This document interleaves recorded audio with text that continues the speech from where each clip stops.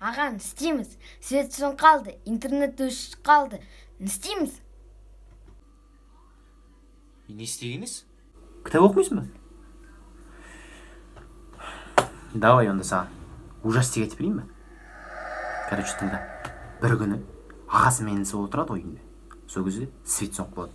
Осы біздікі сияқты. Wi-Fi өшіп қалады.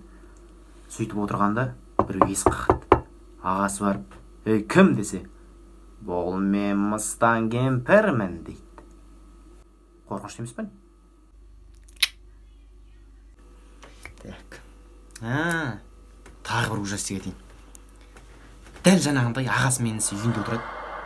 Сөйтіп отырса, свет өшіп қалады. Сөйтіп екеуі отқанда біреу есік қағады.